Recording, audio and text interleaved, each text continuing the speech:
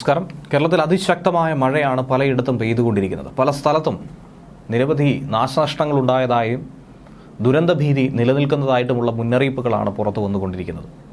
ജനങ്ങൾ വളരെയധികം ശ്രദ്ധയോടുകൂടി അഭിമുഖീകരിക്കേണ്ട കുറച്ച് ദിവസങ്ങൾ തന്നെയാണ് ഇനിയുള്ളത്. പല ജില്ലകളിലും ഹൈ അലേർട്ട് തന്നെയാണ് പ്രഖ്യാപിച്ചിരിക്കുന്നത്. പല ഡാമുകളുടെയും ഷട്ടറുകൾ ഇതിനോടകം തന്നെ തുറന്നിരിക്കുന്നു. സംസ്ഥാനത്ത് ഇന്ന് അങ്ങനെ അതിശക്തമായ മഴ പെയ്യുന്നതുകൊണ്ട് കൂടുതൽ ജാഗ്രതയോടുകൂടി ഇന്നത്തെ ദിവസത്തെ നോക്കിക്കാണണമെന്ന മുന്നറിയിപ്പാണുള്ളത്. കൂടുതൽ ജില്ലകളിൽ ഓറഞ്ച് അലർട്ട് ഇതിന്റെ ഭാഗമായി പ്രഖ്യാപിച്ചു കഴിഞ്ഞിട്ടുമുണ്ട്. പത്തനംതിട്ട, എറണാകുളം, ഇടുക്കി, കോഴിക്കോട്, വയനാട്, കണ്ണൂർ, കാസർഗോഡ് എന്നീ ജില്ലകളിലാണ് ഇന്ന് ഓറഞ്ച് അലർട്ട് പ്രഖ്യാപിച്ചിരിക്കുന്നത്.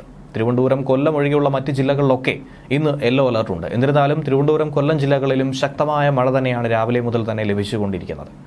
വയനാടും കണ്ണൂരും നാളെയും ഓറഞ്ച് അലർട്ട് തന്നെ പ്രഖ്യാപിച്ചിരിക്കുന്നു. എറണാകുളം, ഇടുക്കി, തൃശൂർ, പാലക്കാട്, മലപ്പുറം, കോഴിക്കോട്, കാസർഗോഡ് എന്നീ ജില്ലകളിൽ നാളെ യെല്ലോ അലർട്ടും പ്രഖ്യാപിച്ചിട്ടുണ്ട്. ശക്തമായ മഴയിലും അതുപോലെ കാറ്റിലും സംസ്ഥാനത്ത് കനത്ത നാശനഷ്ടം തന്നെയാണ് ഇതുവരെ ഉണ്ടായിരിക്കുന്നത്. അതിനിടയിലാണ് പല ജില്ലകളിലും പല പ്രശ്നങ്ങളുണ്ടായതായിട്ടുള്ള റിപ്പോർട്ടുകൾ പുറത്തു വരുന്നത്. കൊല്ലം കുണ്ടറയിലാകട്ടെ മരങ്ങൾ കടപുഴകി വീണതായിട്ടുള്ള റിപ്പോർട്ട് ലഭിക്കുമ്പോൾ നിരവധി വീടുകൾ അതിന് പിന്നാലെ തകർന്നിരിക്കുന്നു. ഒട്ടനവധി വൈദ്യുതി പോസ്റ്റുകളാണ് ഒടിഞ്ഞ് വൈദ്യുതി വിതരണം മണിക്കൂറുകളോളം തടസ്സപ്പെട്ടിരിക്കുന്നത്. തിരുവനന്തപുരം മുതൽ കാസർഗോഡ് വരെയുള്ള പല മേഖലകളിലും വൈദ്യുതി വിതരണം ഇത്തരത്തിൽ മരങ്ങൾ ഒടിഞ്ഞു വീണും മറ്റുമായി തടസ്സപ്പെട്ടതായി റിപ്പോർട്ട് പുറത്തു വരുന്നുണ്ട്. ഓമശ്ശേരിയിൽ കനത്ത മഴയിൽ കിണർ താഴ്ന്നു പോയതും വാർത്തയായി ലഭിക്കുന്നുണ്ട്.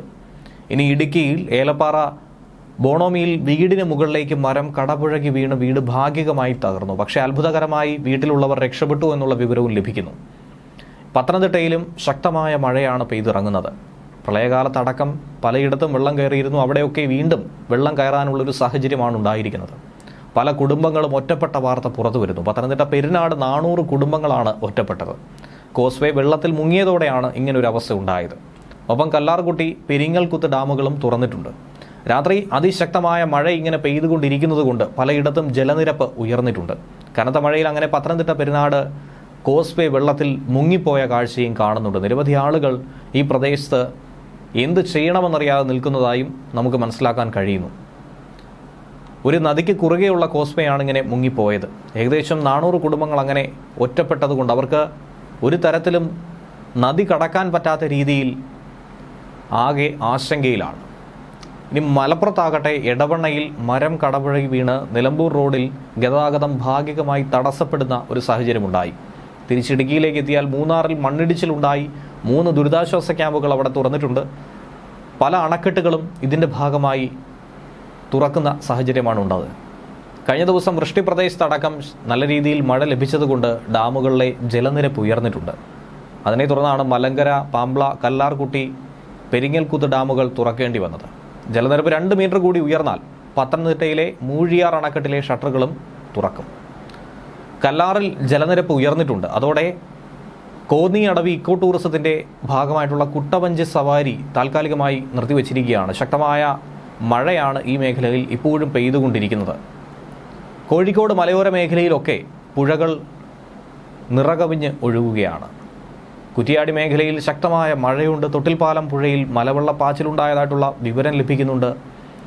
പയ്യോളി ബസ് സ്റ്റാൻഡിലും മറ്റുമൊക്കെ വെള്ളം കയറിയിരിക്കുന്നു. ഇരുവഴിഞ്ഞിപ്പുഴയിലും ചെറുപുഴയിലുമൊക്കെ ജലനിരപ്പ് ക്രമാതീതമായി ഉയർന്നിരിക്കുകയാണ്. പലയിടത്തും പല മേഖലകളിലും മണ്ണിടിച്ചിലും ചെറിയ തോതിലുള്ള മലവെള്ളപ്പാച്ചിലും ഉണ്ടായതായി വിവരം ലഭിക്കുന്നുണ്ട്. ഇടുക്കി ഏലപ്പാറയിൽ നോക്കുകയാണെങ്കിൽ കൊച്ചിറയിൽ വീടിൻ്റെ സംരക്ഷണ ഭിത്തി തകർന്ന് 3 വീടുകളാണ് ഇപ്പോൾ ഏറെ അപകടാവസ്ഥയിൽ നിൽക്കുന്നത്. വീടിൻ്റെ സംരക്ഷണ ഭിത്തിയാണ് ഇടിഞ്ഞു വീണത്. സമീപവാസികളായിട്ടുള്ള നിരവധി ആളുകളുടെ വീടുകൾക്ക് ചെറിയ കേടുപാടുകൾ സംഭവിച്ചുവെന്നും മനസ്സിലാക്കാൻ കഴിയുന്നു. ഹൈറേഞ്ച് മേഖലയിലടക്കം പലയിടത്തും ഇതുപോലെ മരം വീണും മറ്റും ഗതാഗതം തടസ്സപ്പെട്ടതായിട്ടുള്ള വാർത്തകൾ ലഭിക്കുന്നുണ്ട്. പലയിടത്തും ഫയർഫോഴ്സും മറ്റ് ദുരന്ത നിവാരണ സേനയും ഗതാഗതം പുനഃസ്ഥാപിക്കാനുള്ള നീക്കങ്ങളും KCB അടക്കം എങ്ങനെയും വൈദ്യുതി പുനഃസ്ഥാപിക്കാനുള്ള നീക്കവുമൊക്കെ നടത്തുകയാണ്. മൂന്നാറിൽ 40 പേരെയാണ് ദുരിതാശ്വാസ ക്യാമ്പിലേക്ക് മാറ്റി പാർപ്പിച്ചത്. ന്യൂസ് ഡെസ്ക് മലയാളി വാർത്ത.